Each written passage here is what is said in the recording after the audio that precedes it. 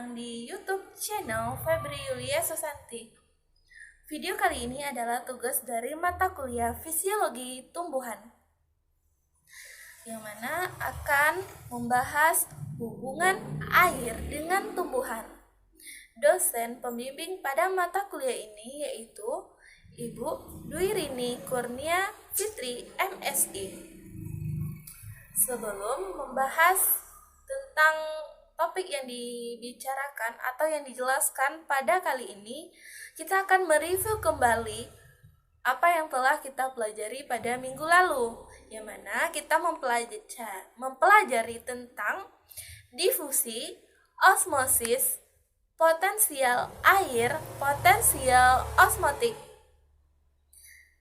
Difusi merupakan perpindahan senyawa kimia dari konsentrasi tinggi menuju konsentrasi rendah. Ini terjadi secara spontan.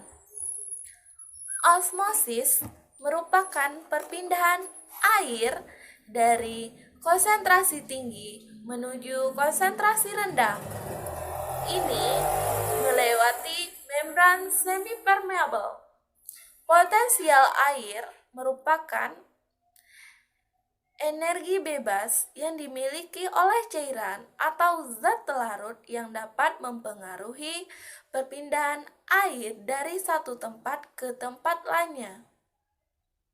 Selanjutnya, potensial osmotik merupakan besarnya senyawa kimia yang dipengaruhi oleh zat larut yang bersifat negatif yang cenderung melewati membran semi-permeable dan ini memiliki zat murni yang bersifat zat larut. Selanjutnya kita akan membahas tentang potensial tekanan, selanjutnya transportasi air, selanjutnya transpirasi. Potensial air merupakan kemampuan atau gaya tekan pada dinding sel yang dapat membatasi masuknya air sehingga air yang akan masuk terhenti. Ini dikarenakan untuk tumbuhan untuk mempertahankan dirinya agar bisa hidup. Ini dapat kita lihat pada bunga teratai. Bunga teratai hidup di air dan di batangnya itu memiliki rongga udara. Jika air seluruhnya masuk ke dalam batang, maka gaya tekan tumbuhan itu sangat besar sehingga air itu tidak bisa mengapung di atas air. Maka gaya tekan itu akan mengakibatkan tumbuhan itu akan masuk ke dasar air lalu mati. Transportasi air atau pengangkutan air garam mineral. Pengangkutan tersebut terdiri dari dua, yaitu intravaskular dan ekstravaskular. Pengangkutan intravaskular adalah pengangkutan air garam mineral yang terjadi di dalam pembuluh angkut atau di dalam tumbuhan tersebut.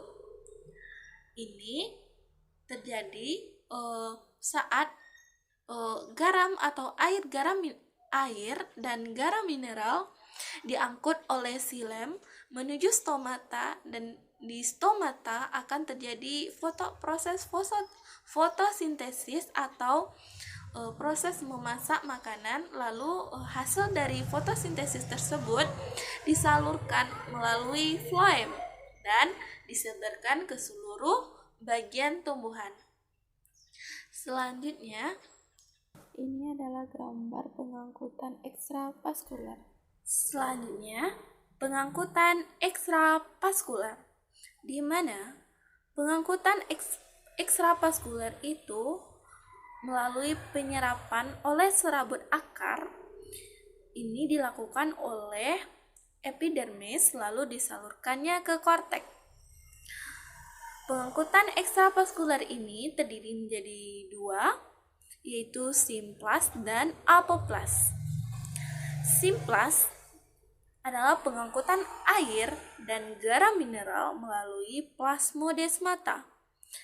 Pengangkutan ini bisa disebut juga dengan pengangkutan melalui sel hidup.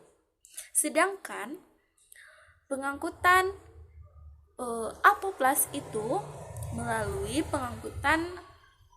pengangkutan air dan mineral itu melalui ruang antar sel atau celah dinding sel. Pengangkutan melalui sel mati.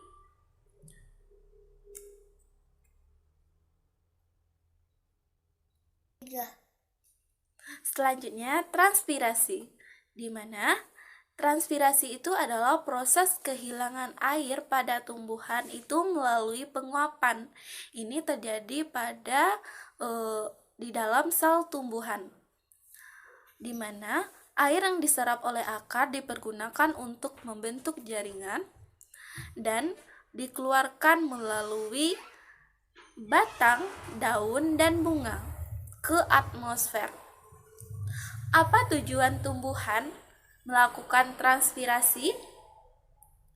Yaitu tumbuhan untuk menyeimbangkan tubuh tumbuhan tersebut supaya berada dalam keadaan stabil. Faktor apa saja yang mempengaruhi transpirasi? Yaitu stomata, di mana pada stomata, jika semakin banyak stomata pada daun maka jika banyak stomatanya berarti daunnya lebar. Jika semakin lebar daun pada tumbuhan, maka transpirasinya semakin besar. Selanjutnya, cahaya. Cahaya pada siang hari akan lebih besar transpirasinya dibanding cahaya transpirasi pada malam hari. Selanjutnya, suhu. Jika suhu tinggi, maka transpirasi itu semakin cepat. Selanjutnya, kelembapan. Jika keadaan tumbuhan itu lembab, maka transpirasi itu akan semakin lambat atau semakin sedikit. Selanjutnya, angin. Jika angin kencang, maka proses transpirasi itu semakin cepat.